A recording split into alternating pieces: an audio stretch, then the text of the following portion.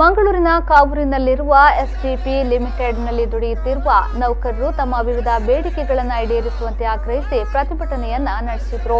ಕುಡ್ಸೆಂಪ್ ಯೋಜನೆ ನಿರ್ಮಿತ ಜಲತ್ಯಾಜ್ಯ ಸಂಸ್ಕರಣಾ ಘಟಕದಲ್ಲಿ ಅದೆಷ್ಟೋ ನೌಕರರು ದುಡಿಯುತ್ತಿದ್ದಾರೆ. ಇದೀಗ ಸರಿಯಾದ ವೇತನ ನೀಡದೆ ಅಧಿಕಾರಿಗಳು ಸತಾಯಿಸುತ್ತಿದ್ದು, ಇದರ ವಿರುದ್ಧ ಕೆಲಸ ಸ್ಥಗಿತಗೊಳಿಸಿ ನೌಕರರು ಪ್ರತಿಭಟನೆಗೆ ಇಳಿದಿದ್ದಾರೆ. ಈ ಬಗ್ಗೆ ಮಾತನಾಡಿದ ರಾಜೇಶ್ ಅವರು, ಹಲವಾರು ಬಾರಿ ಸಂಬಂಧಪಟ್ಟ ಅಧಿಕಾರಿಗಳಿಗೆ ಮನವಿಯನ್ನ ಸಲ್ಲಿಸಿದ್ರು. ತಮ್ಮ ಬೇಡಿಕೆ ಈಡೇರಿಕೆಗೆ ಯಾವುದೇ ಸ್ಪಂದನೆ ಸಿಕ್ಕಿಲ್ಲ. ನಮಗೆ ವೇತನ ಸರಿಯಾಗಿ ಸಿಗುತ್ತಿಲ್ಲ. 10 ದಿನದ ಒಳಗಾಗಿ ನಮ್ಮ ಬೇಡಿಕೆ ಈಡೇರಿಸದಿದ್ರೆ ಉಗ್ರ ಹೋರಾಟ ನಡೆಸುವ ಎಚ್ಚರಿಕೆಯನ್ನ ನೀಡಿದ್ದಾರೆ. ಹೋದ ತಿಂಗಳು 7 ತಾರೀಕಿಗೆ ನಾವು SEZ ಒಂದು ಲೆಟರ್ ಕೊಡ್ತಿರ್ತೇವೆ ನಮ್ಮ ಬೇಡಿಕೆ ಬಗ್ಗೆ. ಆದರೆ 1 ತಿಂಗಳಾದರೂ ಯಾವುದೇ ರೆಸ್ಪಾನ್ಸ್ ಇಲ್ಲ, ಕೊಟ್ಟಿಲ್ಲ ಈವರೆಗೆ. ಅದಕ್ಕಾಗಿ ಪ್ರತಿಭಟನೆ ಮಾಡ್ತಿದ್ದೇವೆ.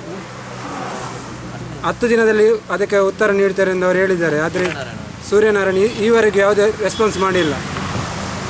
ಅದಕ್ಕೆ ಇದು ಪ್ರತಿಭಟನೆ. ಅವರು ಇಲ್ಲಿವರೆಗೆ ಬರುವುದಿಲ್ವ ಅಲ್ಲಿ ತನಕ ಪ್ರತಿಭಟನೆ ನಿರ್ವಹಿಸಲು ನಾವು ನಿರ್ಧರಿಸಿದ್ದೇವೆ.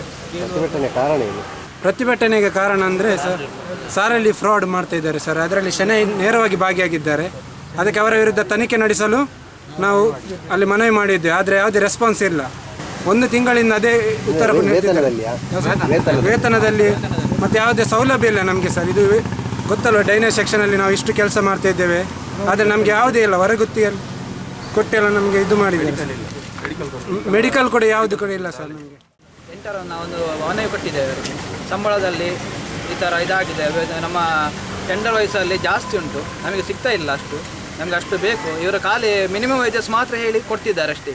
ಈಗ ಗೌರ್ಮೆಂಟಿಂದ ಕರ್ನಾಟಕದ ಸ್ಟೇಟಿಂದ ತೋರಿಸಿ ಮಿನಿಮಮ್ ವೇಜಸ್ ಮಾತ್ರ ಕೊಡ್ತಿದ್ದಾರೆ. ಅದರ ಬಿಟ್ಟು ಬೇರೆ ಯಾವುದೂ ಇಲ್ಲ. ಬೋನಸ್ ಇಲ್ಲ, CL ಇಲ್ಲ. CL ನಮಗೆ ಇಷ್ಟವರೆಗೆ ಕೊಡಲೇ ಇಲ್ಲ. ಬೋನಸ್ ಇಷ್ಟವರೆಗೆ ಸಿಗಲೇ ಇಲ್ಲ ಯಾವುದು. ಈಗ ಕೇಳಿದರೆ ನಮಗೆ ಅದು ಟೆಂಡರಲ್ಲಿ ಇಲ್ಲವೇ ಇಲ್ಲ ಅಂತ ಹೇಳ್ತಿದ್ದಾರೆ. ಇವಾಗ ಅಷ್ಟು ಇದು ಮಾಡಿದಾಗ ಎಲ್ಲ ಇದು ಮಾಡಿ ತೋರಿಸಿದ್ದಕ್ಕೆ ಮಾತ್ರ ಕೊಡ್ತೇವೆ ಹಾಗೆ ಈಗ ಅದನ್ನು ಹೇಳ್ತಿದ್ದಾರೆ.